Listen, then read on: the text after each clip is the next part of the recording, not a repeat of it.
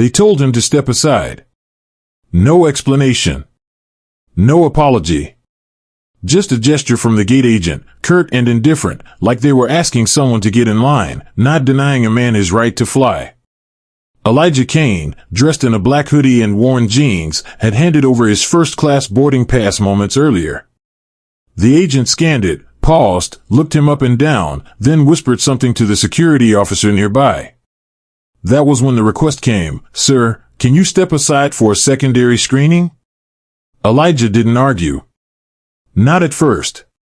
He'd been here before, too many times, actually. Traveling while black wasn't new to him. He knew the drill. He stepped aside, let the other passengers pass, watching them walk freely through the jet bridge, some giving him side glances, others pretending he didn't exist. He waited. 2 minutes. Then 5. Then 10. Finally, he asked, "What seems to be the issue?" The gate agent, a man in his late 30s with a badge that read Dan M., didn't even look up when he answered. "It's just a standard procedure, sir. We'll call you when we're ready." But Elijah wasn't just any passenger. He wasn't just a black man flying first class. He was Elijah Kane, founder and CEO of eTech Dynamics, a tech firm valued at over $14 billion. The man who'd built his company from a basement in Southside Chicago to Silicon Valley boardrooms. He didn't wear suits. He didn't drive flashy cars. And today, he didn't feel like explaining who he was. A woman nearby, dressed in a sharp gray pantsuit, leaned over and whispered, "Do you need me to vouch for you?" Elijah turned, eyebrows raised. "Excuse me?" She shrugged, apologetically. "Sometimes they just need someone to confirm, you're legit." He smiled tightly. "I'm good. But thanks." By now, nearly every other first-class passenger had boarded. Elijah was still standing by the wall, eyes level, expression calm, but something simmering underneath. It wasn't anger. Not yet. It was that familiar weight, the quiet sting of being seen as less, despite having more. A uniformed security officer approached, clipboard in hand. "Sir, can I see some identification?" Elijah handed him his driver's license and platinum loyalty card. The officer squinted at the name, then looked up. "Elijah Kane? That's me. You're the eTech guy?" Elijah nodded. The officer hesitated, then leaned closer to the gate agent. They whispered again. Something shifted in their tone. But then Dan shook his head. "We're going to have to rebook your flight," Dan finally said, his voice clipped. "There's been a concern about your ticket." It was flagged. "Flagged?" Elijah echoed, stunned. "I booked this flight myself. I've flown with this airline for over a decade." "Sir, I'm going to have to ask you to leave the boarding area," Dan interrupted. "We'll arrange a later flight, or you can request a refund." Now Elijah's voice dropped. "Calm. I see. You're kicking me off this flight?" Dan avoided his eyes. "We're exercising our right to refuse service." That was it. No reason. No explanation. Just a line they pulled out when they didn't want to be accountable. Elijah stood still. For a moment, he said nothing. The airport around him buzzed, but in his mind, everything slowed. This wasn't the first time. Not the first insult. Not the first time someone assumed he didn't belong. But it would be the last time they got away with it. He didn't argue. He didn't yell. He took out his phone, opened his notes app, and typed in the time, the names, the flight number. Then he left, quietly.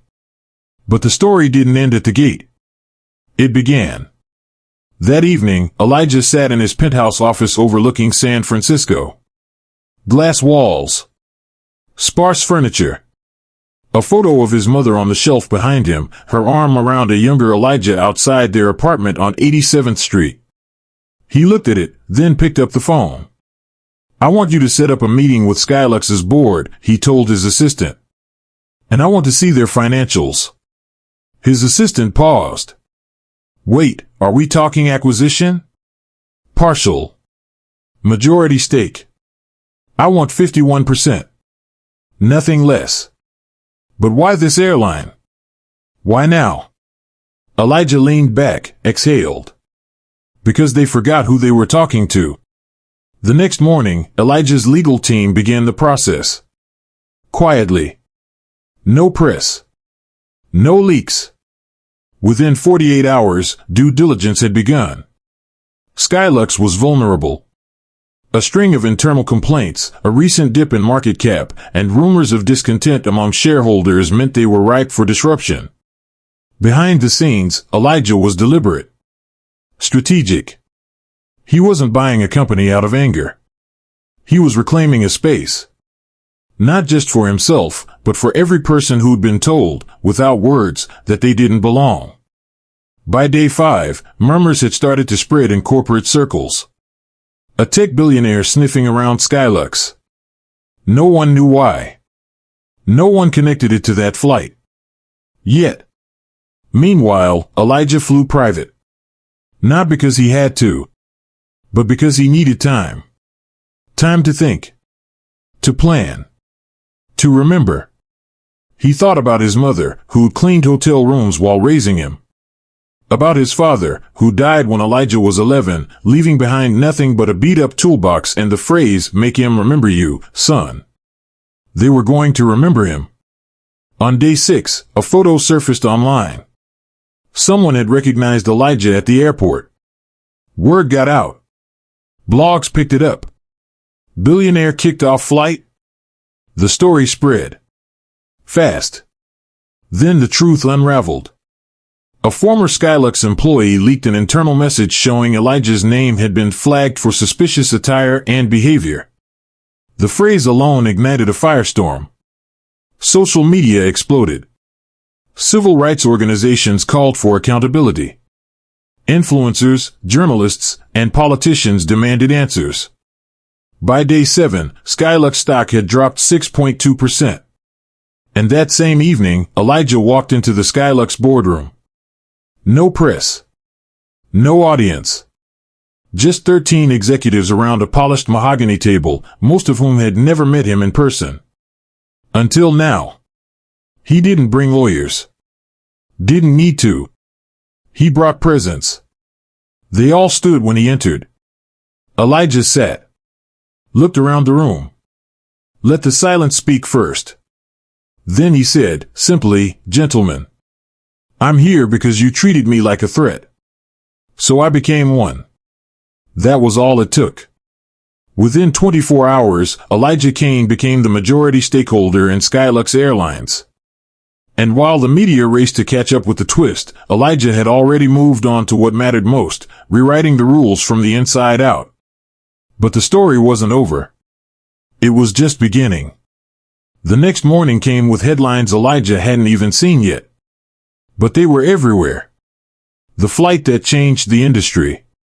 Elijah Kane takes control of Skylux after viral incident. From humiliation to ownership, one man's journey to the top. Elijah didn't read them. He didn't need the validation. Not because it didn't matter, but because it wasn't the point. The moment they dragged him out of that boarding line, the goal was never revenge. It was correction. Quiet. Firm. Structural. At 7:45 a.m., he walked through the sliding glass doors of Skylux's corporate headquarters, not through the back, not through VIP lanes, but right through the lobby. The same one where portraits of past white male CEOs lined the walls like reminders of who this company had always belonged to. Not anymore. The receptionist, young, blonde, wide-eyed, froze mid-sentence when she looked up and realized who was standing in front of her. Elijah didn't flinch. He simply offered a polite nod and kept walking. His team followed behind him, dressed smart, silent, and sharp. No noise. No arrogance. Just precision. He stepped into the elevator that used to be restricted to executives only. Now it was his. The top floor smelled like pine and money. Glass walls wrapped the office like a crown.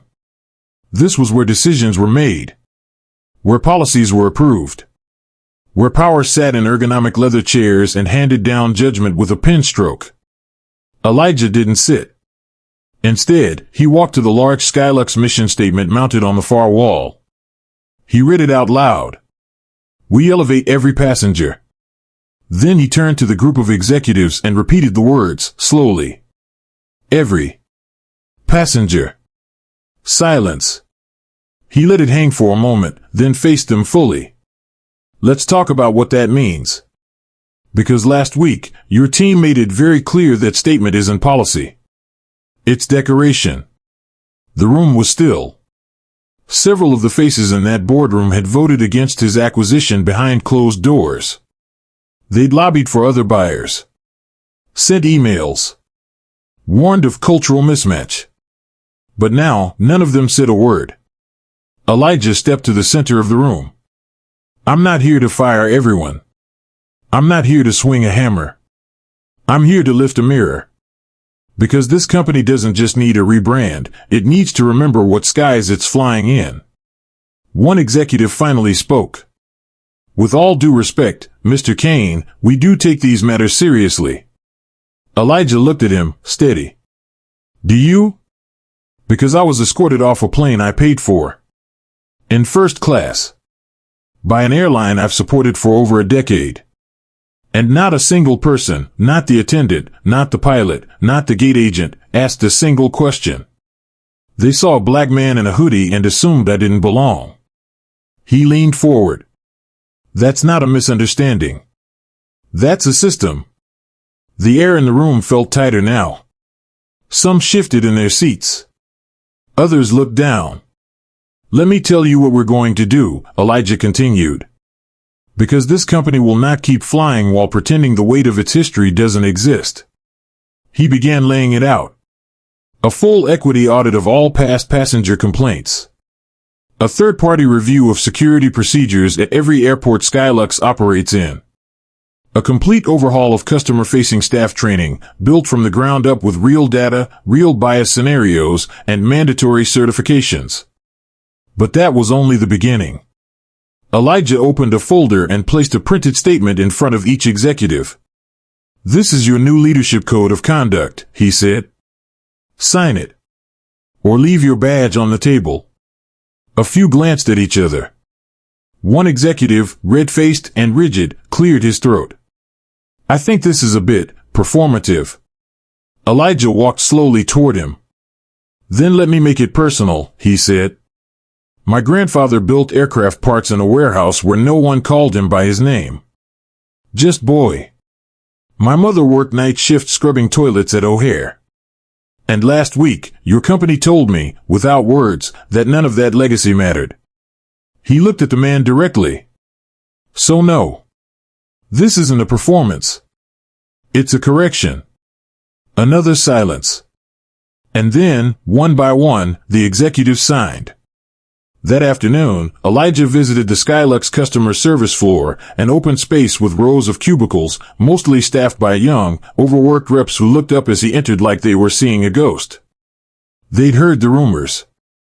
They knew who he was. Elijah didn't speak from a podium. He walked desk to desk. Asked names. Listened.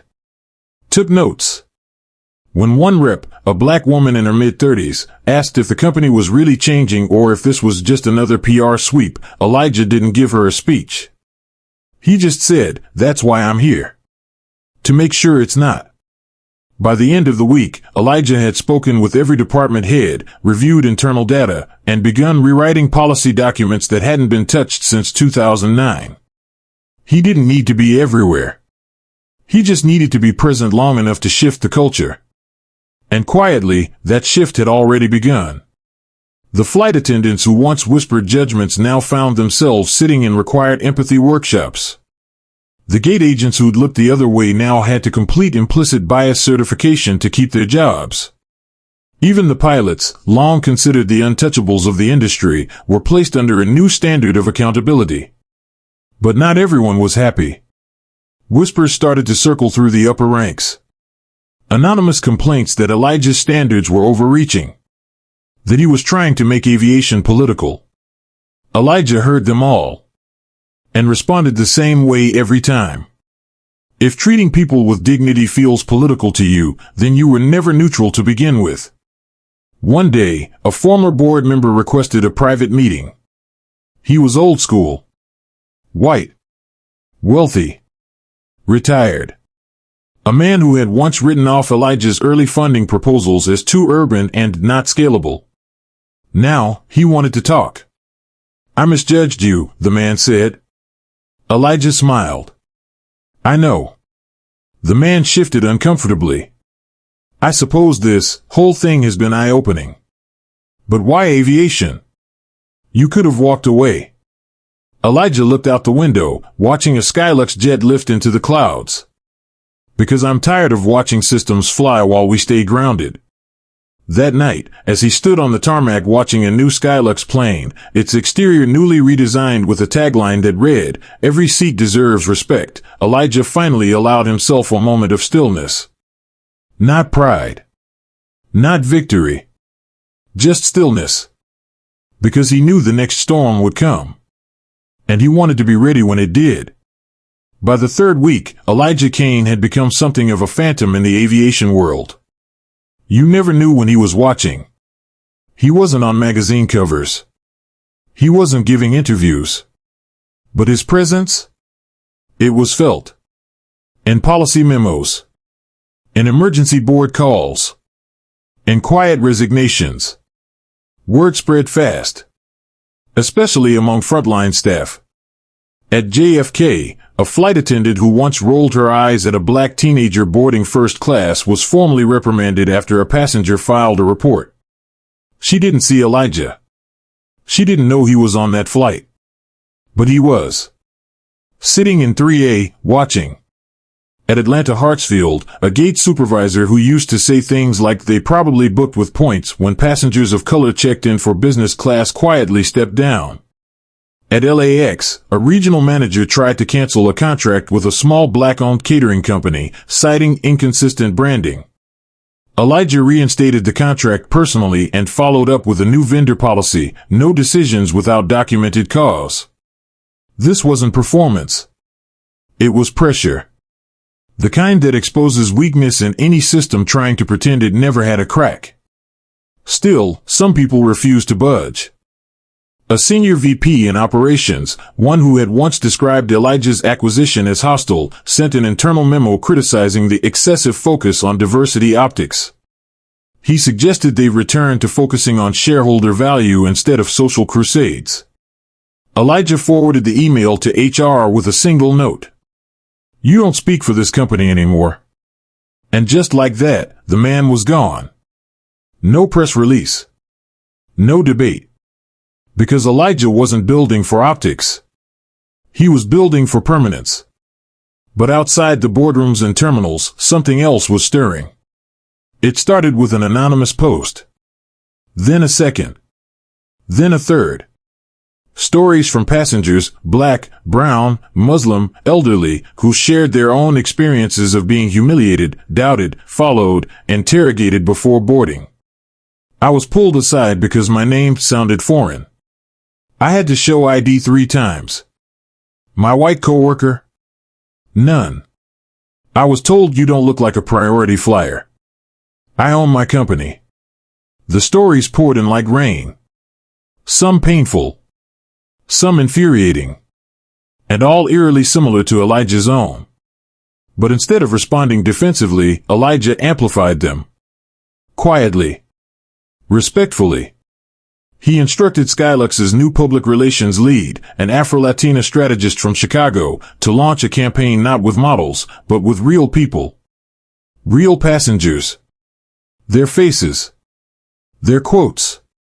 Their dignity, front and center. The slogan? "We see you." The campaign exploded. Not because it was perfect, but because it was overdue. Billboards went up. Digital ads appeared in airports. And for the first time, passengers who had never felt truly seen by the luxury travel industry now had a mirror. A message that they mattered. But even in the middle of all this reform, the original wound hadn't fully healed. One night, just past midnight, Elijah sat in his office. Alone. The city lights blinked outside. His assistant had gone home hours ago. The emails were quiet. And yet, something still bothered him. The incident. The look on the agent's face. The way no one had asked questions. The way the security guard had grabbed his arm without hesitation. He couldn't let it go. Because deep down, he knew, if he hadn't been Elijah Kane, billionaire founder of Nixera, there would have been no reckoning. No reform. He would have just been another story that never got told. And so, he made a call. To the very gate agent who had called him suspicious.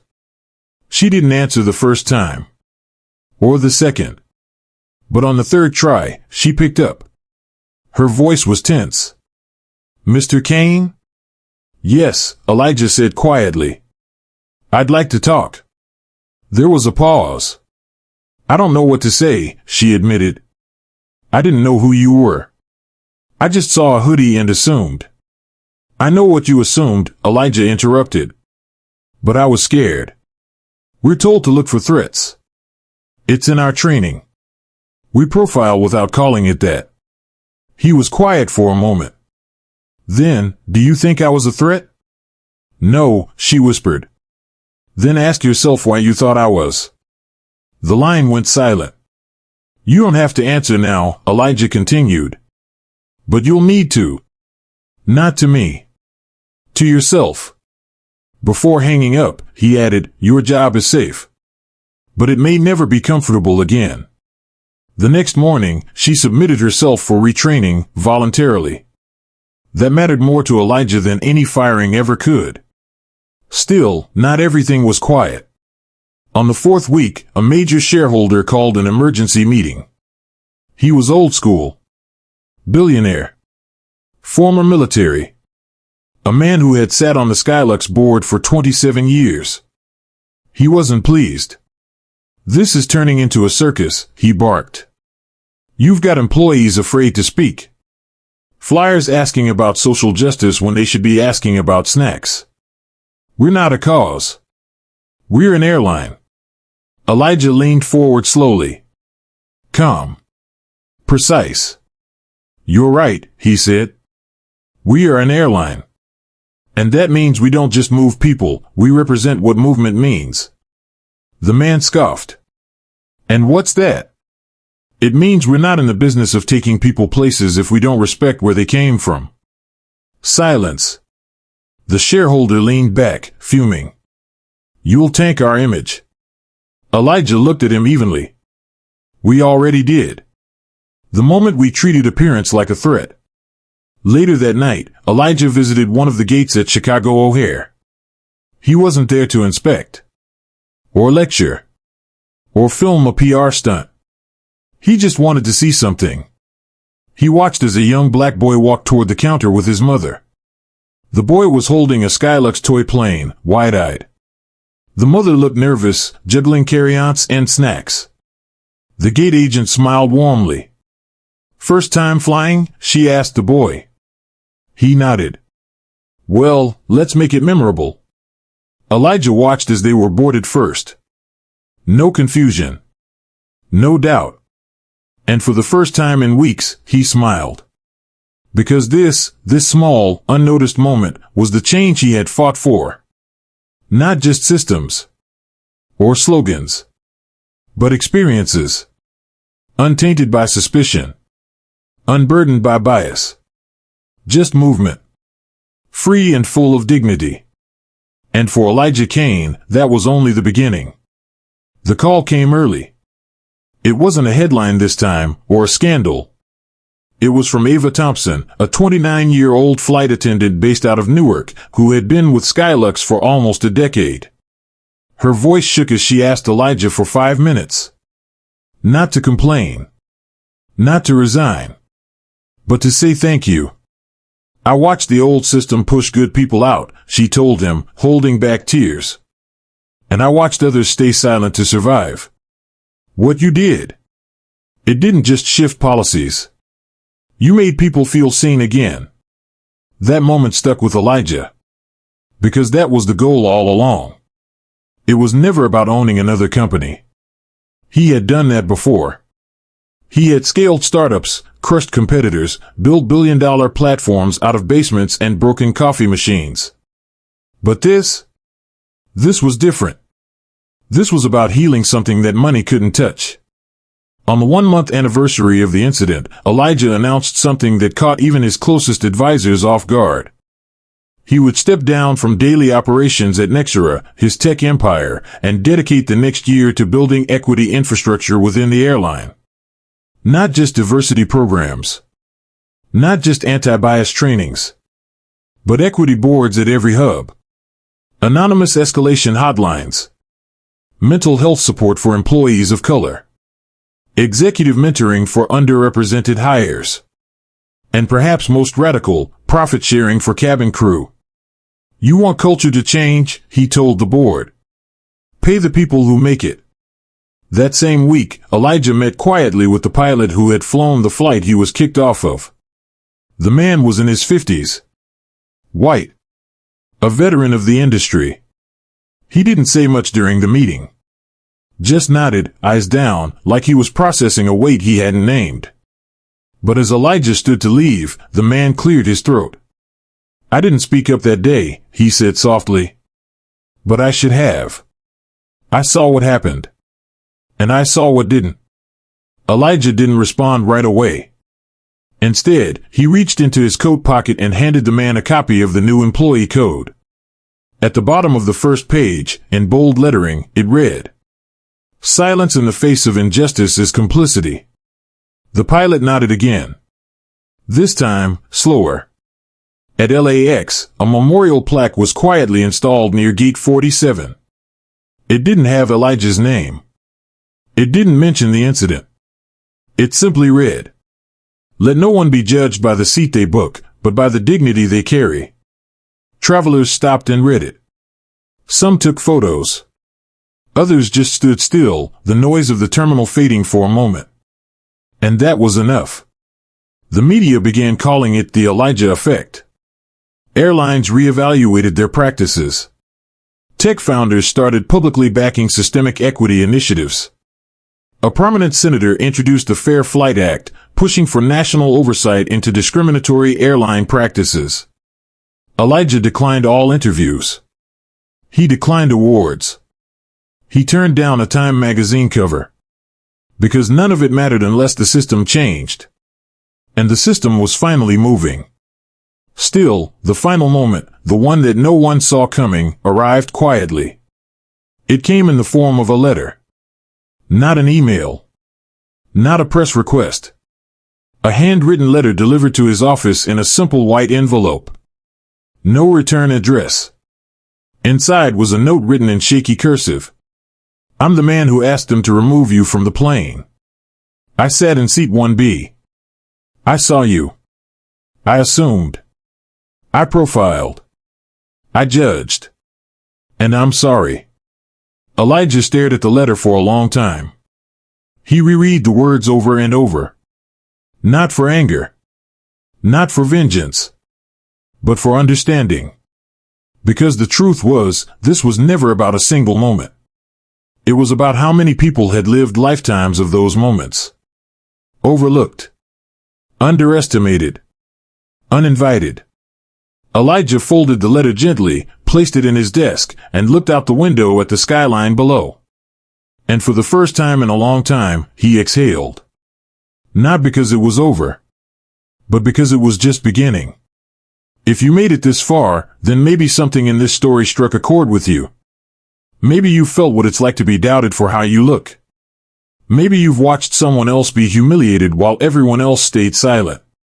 Or maybe, like Elijah, you know what it's like to carry your dignity into spaces that try to strip it away. This wasn't just a story about a man kicked off a flight.